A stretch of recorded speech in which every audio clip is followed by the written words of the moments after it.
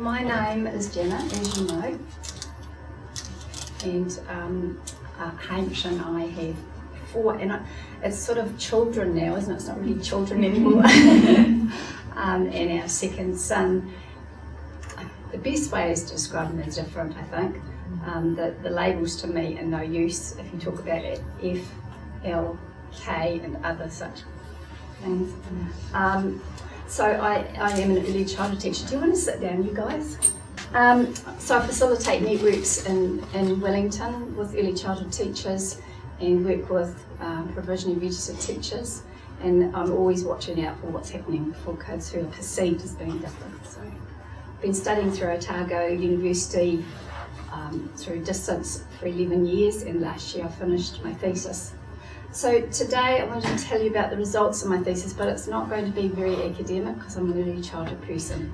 And the first thing that I'd like you to do is to talk to your neighbour about what you've noticed about siblings. You might not have any of your own, but what is it you've noticed about other people's siblings? So I'm talking about your age group. I'm talking about who are the siblings in your lives, and what have you noticed about being a sibling? What do siblings do? So 2, 2, 2, 2, 2, 2, 2, look at that. And you guys down the back, huh?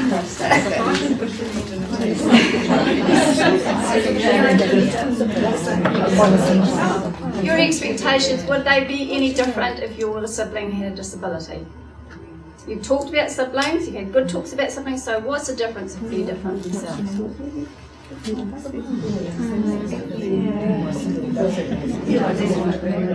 I'm going to just keep moving because I'm aware of the time, but I just hope you'll think some more about that. Are there any general comments that you just want to feed back? What did you notice? We just thought that siblings generally provide you with support when times are difficult. Right. And that probably with a sibling with a disability you wouldn't expect that support, you'd expect to be giving the support. You know. Okay. Yeah, anything else? If you've grown up with a sibling who was disabled, then that was how they'd be, and you wouldn't have a norm to. Right. So that's how you just So that's how they were. Yes. Yes. Okay. So, why I wanted to study siblings now, actually there's a way to do this, isn't there? Excuse me. There's these darlings here, who are, as I say, my children. Sorry, hay fever. Bless you, bless you. So our oldest son is 34, and our next one is 32, and then 29 and 24. So I was curious about their attitudes and what other people thought, really. They were never asked by anybody what their opinions were. They gave me a lot of their opinions. And they told me how everybody felt very sorry for them. And certainly I got that message through from my friends. Oh, but what about his siblings? And I wanted to know what other people in New Zealand thought, really. So what I'm going to talk about today is models of disability. Now, do I need to do this? This is talking about the old model, the medical model, and now the social model. So is that something that everyone's familiar with? I'm interested to hear what it is. You want to know? Okay, that's fine. Some of the literature I found and what I did, what I found, and that's probably the most interesting thing. So what we can learn personally and professionally. Okay, so we're just going to work through these models of disability. So the medical model, which those of us who have this general colour of hair probably started off with that this was damage and disease and everything was kind of compared with the normal, whatever that is. And it seemed to be the person's fault. Or the mother's fault. That's the one. Generally the upbringing, that's right. Yes, and it needed fixing. Okay, that's a model that lots of us are familiar with.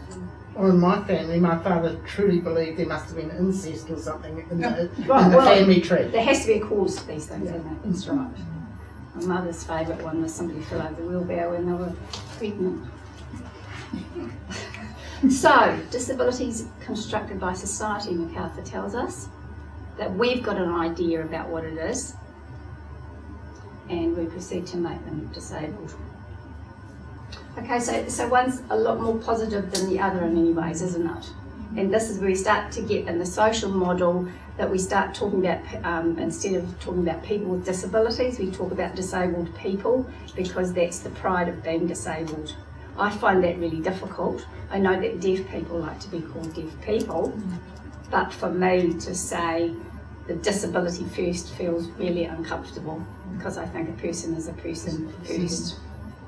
So that's debated, isn't it? That's quite a thing in academia particularly. So this is what I found in my reading. It's a matter of definition, it's all in the eyes, isn't it? It's all the way we look at it. So in New Zealand recently we've seen a lot of changes, haven't we? And Cherry alluded to these about how much longer people are living, how the policies and laws have changed, and how actually now people are looking for different things when they do research. So let's think about this. We're keeping prem babies alive a lot longer, aren't we?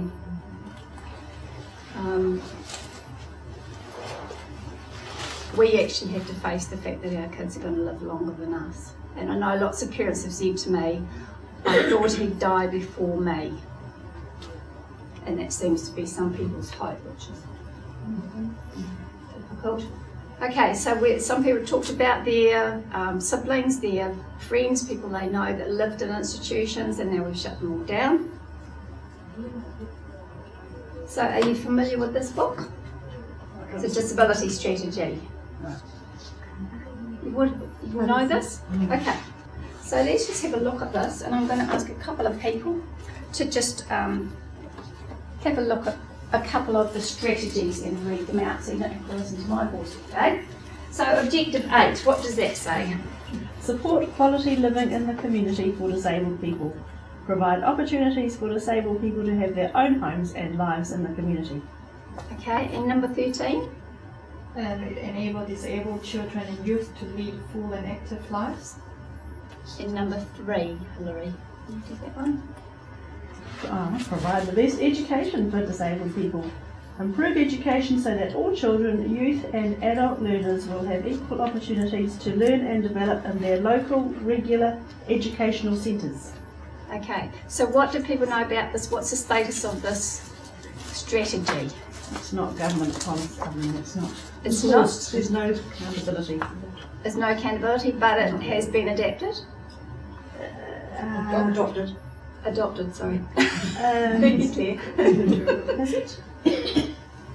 Yeah, I think it's been adopted, and the Office of Disability Issues used to have to report annually or gather reports from government departments. Right. But that seems to have fallen by the wayside with the Disability Action Plan stuff. Okay, so wasn't it's not regarded- worth waving in the air anymore?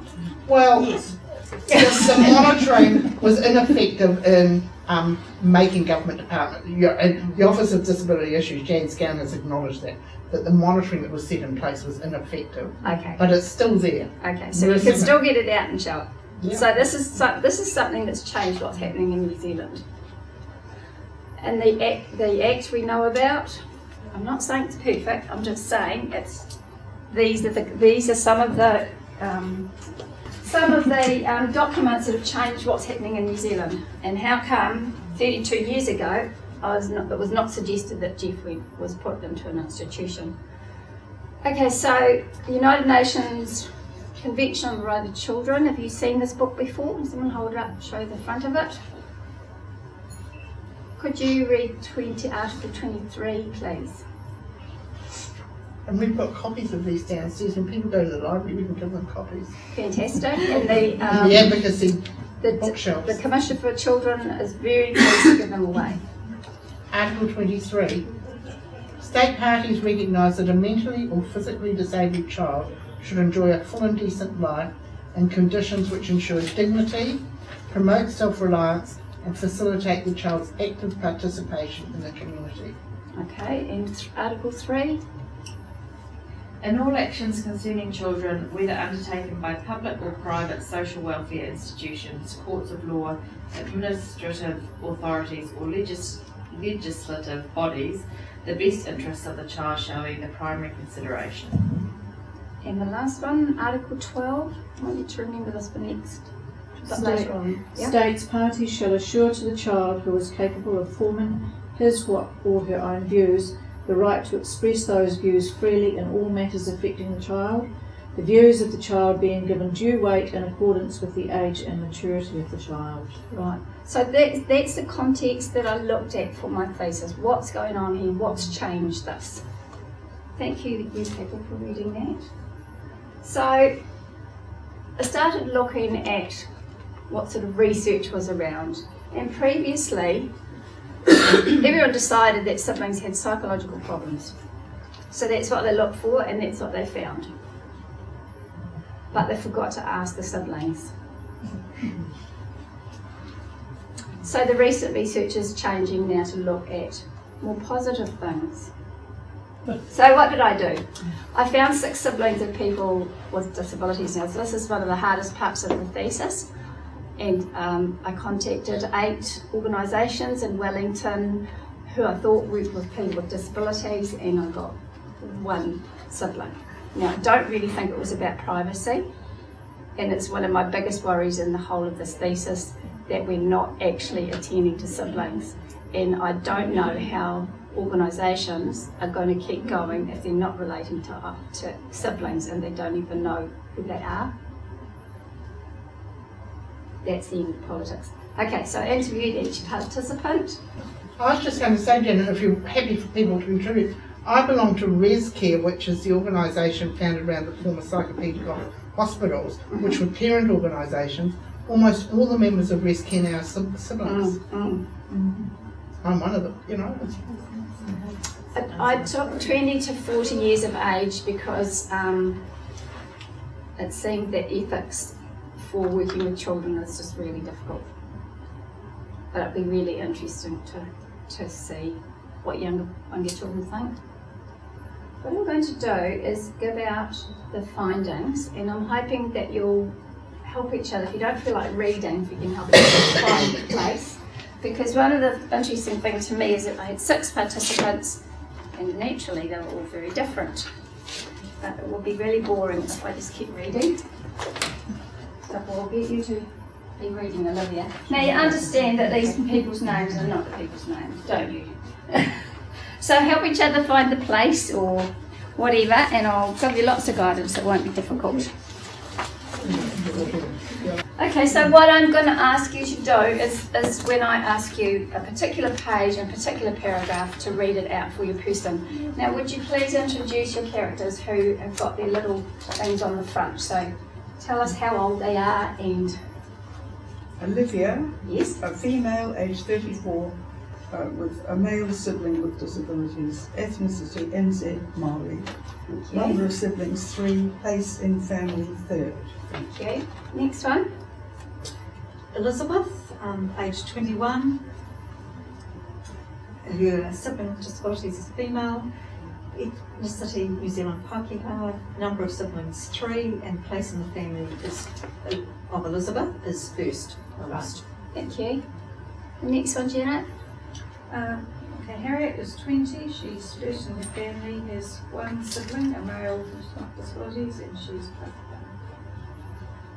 Now I've got this participant, his name is Bob. He's a male, 29 years old, and he's got a male sibling with disabilities. He's an European. He's got 2+ number of siblings, and the place in the family is first in the family. Thank you. Jane, is it?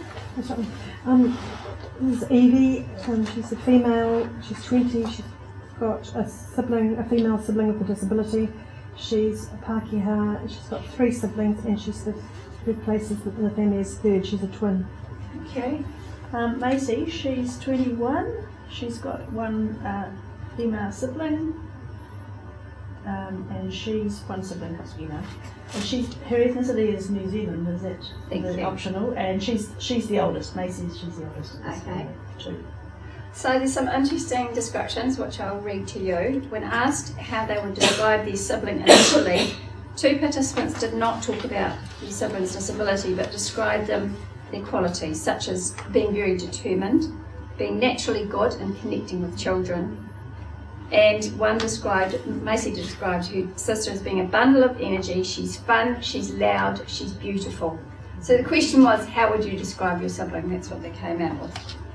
And the others, one of them said she's second of 4 and has whatever syndrome. And the other one said he died at the age of 20 and was fetal alcohol syndrome. That's what Bob said. And Harriet explained her brother's characteristics without a diagnosis and gave it a succinct description of him. Later, remember this description. He's big, quite violent at times, and has a lot of trouble communicating and doesn't have any speech or anything. He's quite intimidating to a lot of people, or most people, so very difficult to live with and in his own world. Now, would you read what Evie said? Next, please. Who's Evie? Evie described her sister's wicked grin. Oh, she's wicked sometimes. She's a sweetie, but she knows how to get at you. She loves the colour red, she loves the opera, and she loves the Wiggles as well. She loves music. She's a joy. Remembering what Harriet said before, she's going to have another go at it. Who's Harriet? He has a high appreciation of food. He's very vocal and has enjoyment of eating. He's genuinely affectionate. She went on to explain that sometimes people don't realise that it is affection because he may change to an attack and people become unsure of him. Olivia? For a man who was disabled and handicapped as he was, he had magnetism about him. He did have a bit of charm about him, and he definitely liked the ladies. He could be physical. He could either hug someone, give them a really strong squeeze. He liked to do that with men. If someone was to give him a handshake, he would give it a good squeeze. Now, Bob, remember what Bob said before? He said he had fetal alcohol syndrome, and this is what he said about him. I think of a wonderful kid that blew raspberries in a corner and just generally liked to look out the window. He was a guy you could go and tell all your secrets to because he couldn't tell anyone. You just sit there and have a conversation with him, and he had like this little smirk. You would walk up to him and start chatting to him, and he's just sitting there, and he had this little smirk on his face, and he would blow raspberries in your face. And Macy, where are you? Macy saw the opportunities to do things with her sister as being positive. When she's in a good mood, she is just this bundle of energy and joy. She's fun to be around, and she always wants to do stuff. Like tomorrow we're going to the zoo. Now, what 21-year-old casually goes to the zoo on a Friday? So, it gives me the opportunity to do those cool things. Evie, would you like to have the last say here? I love to read her Linley Dodd because we used to get read. Everybody got read bedtime stories when we were little, and I can recite a lot of Linley Dodd. In the real world, they're living in a much nicer place than we are. They don't have to worry about money, or they don't think about war or famine. Everything is red and Coca-Cola. She loves Coca-Cola and the Wiggles. She doesn't have to deal with that. I think in reality they're living in a lovely place. Of course, people don't know those sort of things, do they? That's that piece. Are you surprised by what they said? Because some people who haven't talked with siblings were really, really surprised by that stuff. Like, oh, the poor things. Do you think, it depends what they knew of you as a researcher too, I think, but do you think sometimes siblings feel they have to defend their sibling though and give you that positive because they know that much of society looks negatively at their sibling, so they are trying to accentuate the positives? Yes. They knew that I was a parent, and they knew that I had 4 siblings, etc. But they didn't think, they just talked to me. So it just fell out. And yes, maybe they do. And some of the research says, maybe that seeing the positive way helps them cope, which is what lots of us do, really, isn't it? Okay, so let's have a look. They're talking about it's just the way it is. Now on page 32, we can get Bob talking, please. Bob explained that he felt he has a gifted life. He also felt that if it wasn't for my life the way it has been, I would be a very, very, very, very in my shell person. I'm completely different because of it. and down under, that's just the way it is. Starting, he's different. He stated this earlier in the interview with a statement, he's different, but he is my brother, and again with a comment, but you develop a very thick skin over the years. I'm sure you, the interviewer, understand the thick skin. You just kind of get used to it. Elizabeth? Elizabeth told the story of how they went to the zoo one day as a family. We were going to the zoo on holidays and I was really excited because I like the zoo. We got out in the parking lot and by the time we walked to the entrance, it was a cold day and she was so sore that she was in tears and we had to go home. And so that was kind of disappointing, but it was like, well, you know, when that happens, we don't force her to do stuff she can't handle. And Evie? For Evie, it was just a recurring things. We just understood, you know, and we just treated her like everybody else. The disability wasn't just her, it was just a part of her, and there was so much more to her than just a disability. So we just got on about it. I think we just knew from a young age and growing up with her, it's just normal. So they're really working on it, aren't they, how it fits into the world? But it's already in their world, so they're not questioning whether it is or it isn't. It's very strong. Okay, I'm just going to go back a couple of pages, talking about thinking that they're better people, and I was quite stunned by this. Macy, in the section, Read that, Mark. page 31, please. When I meet other people with disabilities, I'm able to interact with them better and I'm able to understand why they are like that and be a more supportive person for their family maybe. I've become a more open and accepting person. Evie, Standard. that last paragraph. I think it's made me a better person, and I also think I'm quite responsible for my age and much more aware of the future and how lucky we are. Because, you know, having a sister with a disability puts things into perspective. You don't really care about some things, you care about that you're happy and you're healthy, and you care more about friends and stuff. And fairness came up quite a lot too. That's something that might be something that doesn't seem fair originally. And Olivia had a bit to say about this. There has been an underlying emotional impact and effect of that. I do feel my needs were overlooked at times when I was young, but then the circumstances are not normal either, so it is hard to kind of blame them. But at the same time, perhaps if they had been more educated on, I guess, what you're trying to do in your research, you know, understand what it's like for siblings. Olivia was at 25, realised that she could ask for something herself that she wanted, because the whole household was really dominated by this older brother. And Macy? It can't be fair. Everyone has different needs. That's something I've learned. Everyone has different needs. Once you realise that, then you realise it doesn't need to be fair. As long as everyone gets what they need. So yeah, the equity thing and learning that fair may not be exactly equal halves. Fair may be something quite different that isn't fair. Watching that unfairness and that unkindness and not being able to do anything about it, and also thinking, I'm 21 years old, living in town, I've moved out of home, about to finish studying. My sister won't have this. She won't have that independence. I have my own car, she won't. I have a job, she may not. And Elizabeth had something similar to say, but further down. Oh, the knowledge, Elizabeth commented on, the knowledge that someone you love is hurting and you can't do anything about it as being a negative thing that happens because of her sister's condition. Elizabeth also commented on the multiple difficulties and diagnoses that her sister has, and that any one of these conditions would be devastating, but it was almost a bit like, okay, so here's another one to add to the list. Excellent, thank you. What are you thinking about these comments? Are you surprised? Is it what you'd expect? What are you thinking? They're just, they reflect what I see, I observe. But I think Janet's right. They are putting a bit of a positive spin on things, don't you think? They're quite mature comments. They're mature comments from mature and people. they probably might not have been how they would have seen it. Well, as the saying, when they were 10 or 5 or 15, they've come to a point of recognising. But they probably think this some of the time. But did you get actually the honest other opinion as well? Oh, good. It's been, I come from a large family of 7.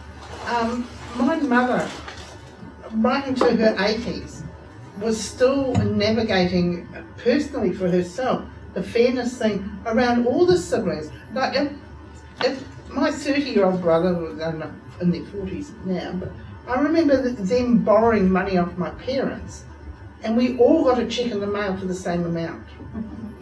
Because my mother really and sincerely believed that she had to treat all her children equally, and her greatest fear was that, you know, we'd be picking over the spoils, minuscule though they were, after she died. So I think some of that negotiation around what's fair is irrespective of the disability. We kid ourselves about fairness, don't we? And I think the differences in different, and you wonder and you don't know in terms of differences in terms of the family and the parents and how they may have gone. I mean, I was the only other sibling, and my parents never consciously said, but certainly never wanted me to feel like I'd missed out on anything because of. But they also made a conscious decision about David being included in everything. So it didn't stop us going on holiday. And you know, and they were lucky in some ways in terms of they didn't have some of the difficulties that other people had, but also or they may have had them if David hadn't had those experiences as well. So how, I mean, and my and of course I don't remember this, but my father, when, you know, my mother related this at my father's funeral in actual sense, and how he actually said, you know, David, you know, is living with us and he will just be included in everything we do. So there may be, anyway, this is going back way because I'm a bit older than the generation of siblings there, but families are different too in terms of, so the experiences that siblings have and how they grow up are different as well.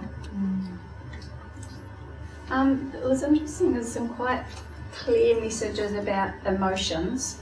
Maisie and Bob suggested that siblings at some stage may have to work through their emotions. Maisie said that siblings will go through a phase in their life at some point where they scream and kick and shout and say, "This isn't fair, why don't I get to do this? Why can't you drive me here?" Similarly, Bob talked about siblings' reluctance to tell people about their brother or sister with a disability, saying that siblings feel ashamed or anxious about this. He advises parents, don't be angry at them for it. They have to work through their emotions as well.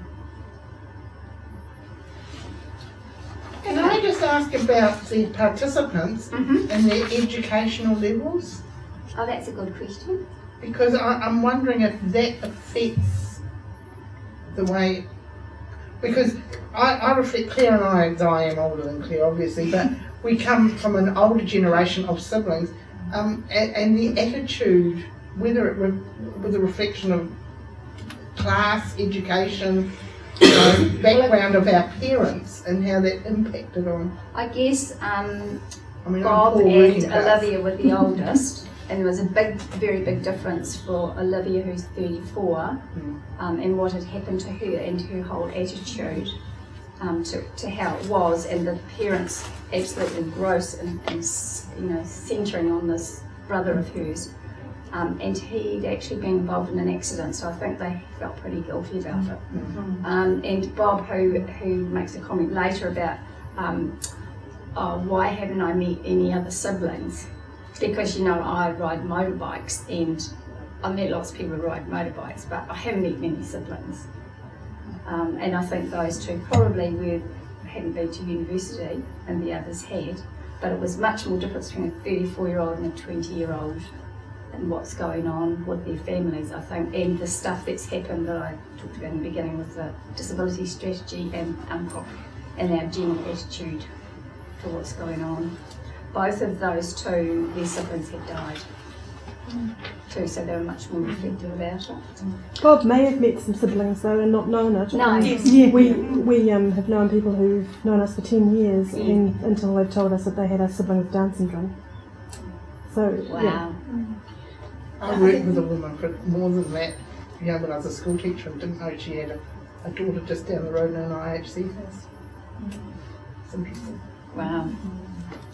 Okay, so one of the things that surprised me was young people, these people's attitudes and empathy for parents and their siblings, and actually noticing what was going on and that parents had a very different way to handle situations. So Maisie talked about her mum and said she's always constantly researching and talking, whereas Dad, on the other hand, just took it, I don't want to talk about it, just let's make it work. And Evie, who talked about her mother putting a lot of effort, and she actually had started a service herself. And Bob's mum, who employed him to look after her brother in the morning and get him ready for school and paid him. So he earned a lot about raising, earning money and saving money. And he said, but I didn't have to do the toileting, and that was really good. So he had this deep understanding of his brother. With the siblings' involvement in care, it's interesting that research thinks that girls will do it more. And is that about society and women in caring? Whereas they talk quite a bit about dyads, and if it was a boy, they might be looking after a boy, and a girl might look after a girl, and a girl might look after a boy. But Evie's comment was that her twin brother, of course, he wouldn't shower his sister, would he? So it's still in there somehow. They talked a lot about the time without their brother or sister. And Harriet, can you read on page 37? I didn't really get that one-to-one parental thing, but when he did start going in one night a fortnight or something, and it was always like, that's my only child night, and we'd do something like go to the movies and that kind of thing. And I really appreciated being able to do that. It wasn't something I took for granted. This respite care started when she was 12. It was like, I can go out and do stuff as a family that he wouldn't enjoy. Later she added, because early on I kind of realised I was missing out on that.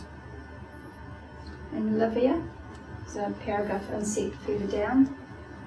As a teenager, I remember if I went away, I would be going with a friend's family, and I didn't mind that. If I wanted to have some time away and go somewhere, that was just the way it had to be. Going away at all was better than not.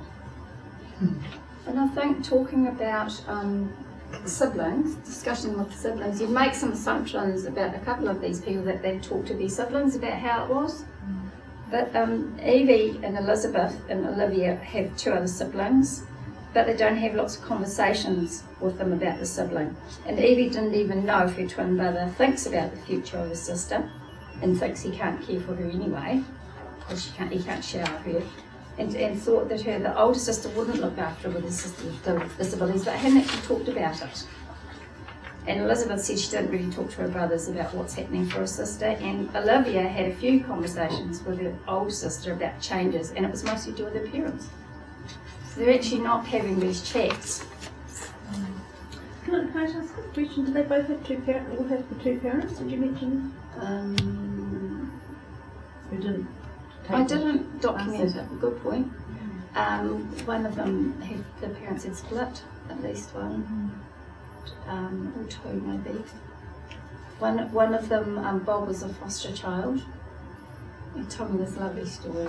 His brother died, and they had lots and lots of foster children through the house.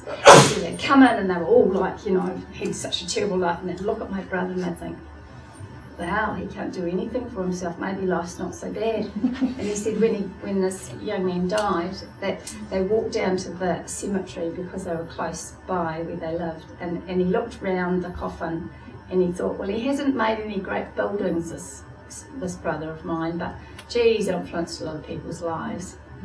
This is really lovely. And they were biological brothers in foster care? No, I don't think so.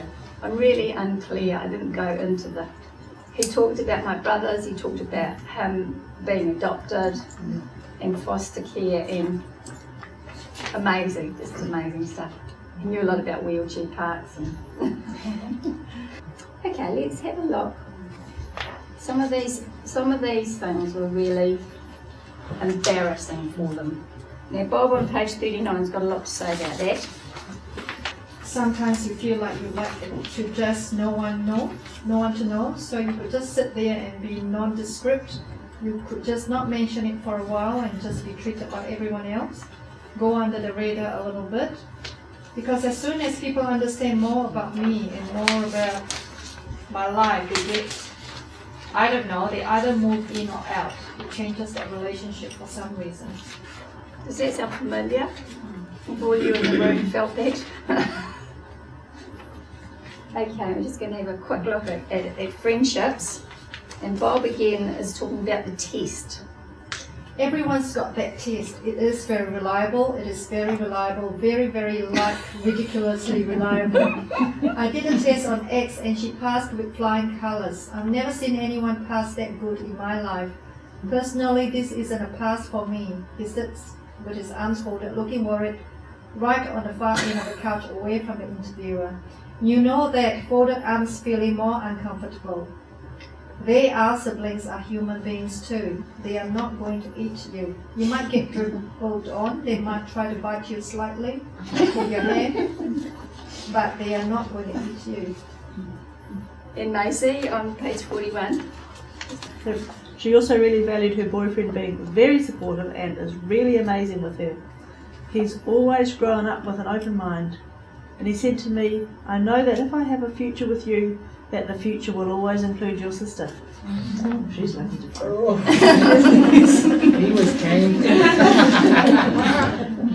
And Evie says, I said to her, do you think you'd be friends with people if they did not understand? And she said, probably not. That's what friends are for. They're supposed to be understanding. They're supposed to care. So if people aren't like that, well, I don't need you. Go. It's really clear, isn't it? Okay, we're just going to have a wee look about disability systems and services. Harriet. Okay, there were lots of issues with where the system kind of failed him, you know. Seeing a speech therapist twice a year is just not enough for it being a use and stuff. And I don't think that anyone really presented my parents with the option of having respite care until quite late. Might have been after seeing a lot of people that someone might have said that this service was available. She was pretty angry about it, but she was very restrained. Okay, we're just going to go over to advice for parents and advice to other siblings. So Harriet on page 46 had something to say about this. Advice to siblings. When asked what advice Harriet had for other siblings, she talked about letting your friends know and if things get too much, rather than try and react in the environment, kind of take a step back. She also recommended sibling camps as they were really good, just finding people in the same situation, and also they were really fun. Okay, and advice to parents, Olivia. Find possible venues to network with other parents with children with disabilities and to be open about the needs and problems of all family members. Also, to make time for each other. Parents try to have some time out for themselves. Parents spending quality time with each of their children, like doing an activity or hobby together. All relationships being family relationships are important and still need to be maintained and worked on. A disabled family member can radically change the family dynamic. Do your best to do normal family things. Okay, we're just going to finish with the advice to professional and service providers. I think some of you fall into that category, is that right? Harriet, where are you? Page 48, please. You're working hard. Okay, Harriet's main message to professionals was about really good communication in general, whether it was in the family, at home, or between families and carers. Basic information, such as what is manageable for her brother for lunch, or to generally think was important. Also, professionals talking to the whole family unit with 4 people in it, not just one. Combine everything, look at it holistically, rather than thinking only about the person with a disability. Well, actually, there's 3 others here. Harriet thought some questions that professionals could ask were, what is happening here? Does his mood affect everyone else around him and bounce back onto him, especially if everyone else in the house is really stressed? And so the last question I have is, what does this mean for you in your professional job or as a parent or whatever? You just have 1 minute to talk to your next door neighbour and then we'll finish. So what? What are you going to do about it?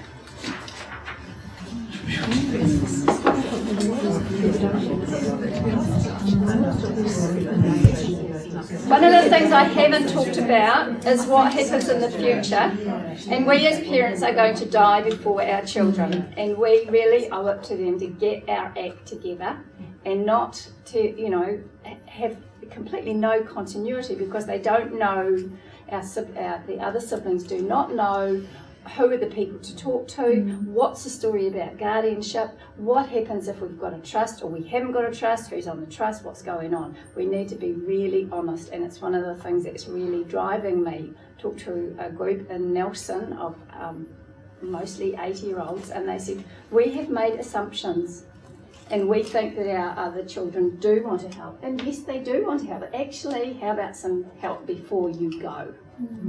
You know, look at your will, look at your letter of intent, get your act together. I can say it, I'm going to die before Jeff. It's you know, we really need to be clear what we're leaving behind and how it's going to be, and make it as easy as we can, and that's my parting remark.